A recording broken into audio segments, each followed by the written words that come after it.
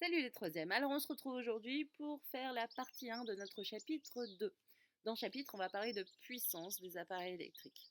Je vous ai mis une activité à réaliser, on va la corriger ensemble, vous aurez un mini cours à copier et puis quelques exercices d'application ensuite. Alors on nous présente Tom qui est dans son salon, qui regarde la télévision et qui s'aperçoit en regardant les appareils autour de lui qu'il existe des petites fiches sur chacun de ces appareils électriques, ce qu'on appelle des fiches signalétiques.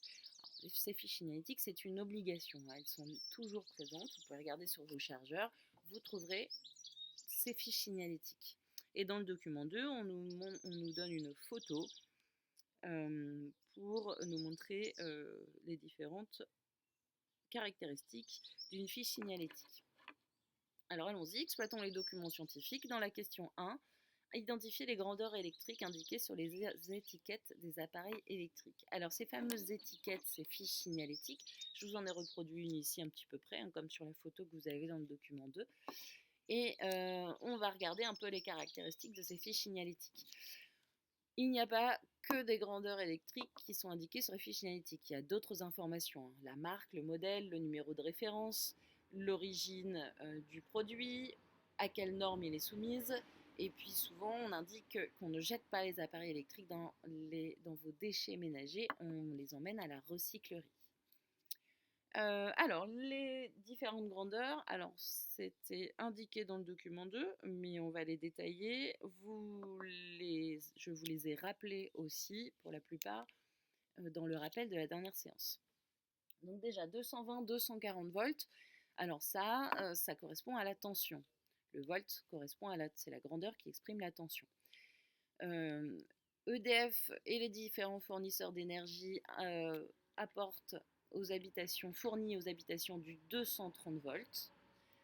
Donc c'est sûrement un produit qui est vendu en France. Oui, parce que nous c'est du 230 volts, mais d'autres pays c'est un autre voltage. Chacun fonctionne comme il veut. Par exemple aux États-Unis, ça sera du 110 volts. Exemple. Ensuite, ici, vous avez 2000 watts, 4000 watts. Le watt exprime la puissance. Donc, c'est la puissance nécessaire au bon fonctionnement de l'appareil. La puissance nominale. La puissance nominale, c'est la puissance qui est utile au bon fonctionnement de l'appareil. Et puis, cette dernière petite chose, là, ces fameuses 50 Hz, HZ, là, c'est une grandeur qui exprime la fréquence. Et donc 50 Hz, ça correspond au courant alternatif. C'est quoi le courant alternatif? Le courant alternatif, c'est un courant qui saute du plus au moins sans cesse à une fréquence du coup de 50 Hz. Vous trouverez toujours 50 Hz en courant alternatif. On utilise le courant alternatif surtout pour transporter l'énergie électrique. Ça permet d'avoir moins de pertes. La plupart de vos appareils fonctionnent au courant alternatif. Ceux qui ont besoin de courant continu, eh bien c'est justement tous vos chargeurs, ces petites choses comme ça. Dès que vous avez un boîtier dans une prise, c'est que c'est un transformateur. Il va transformer l'énergie alternative, l'électricité alternative en courant continu. Voilà. Ok, question 2. Classer les appareils électriques de Tom par ordre croissant, eh bien tout simple, si je regarde, donc chargeur téléphone 5 watts, lampe de bureau 30 watts, télévision 120 watts, chauffage 2000 watts. Voilà. Question 3. Je passe d'une forme de langage scientifique à une autre. Alors la question 3 et 4 vont mettre en avant les deux règles d'or de l'énergie. L'énergie se convertit et se conserve. On nous demande d'établir la chaîne d'énergie de la lampe et du radiateur dans la question 3, avec un exemple. Vous avez un exemple type, vous aviez juste ensuite à remplacer par ce qu'on vous demandait. Donc une chaîne d'énergie va nous montrer quelle est la source d'énergie primaire, quel est l'objet qui va convertir l'énergie, et ensuite en quelle sorte d'énergie elle est convertie. On nous demande de faire la lampe et le radiateur. Donc le convertisseur, c'est la lampe. C'est ma lampe qui va recevoir de l'énergie d'une prise ou de l'énergie fournie par EDF et qui va la convertir, cette lampe, en énergie lumineuse, celle qui va être utile. Hein. Une lampe a été construite pour éclairer, pour faire de la lumière, et de l'énergie thermique perdue dans l'environnement. La plupart des appareils ont une énergie d'entrée, il y a une partie qui va être utile et puis une partie qui va se perdre dans l'environnement.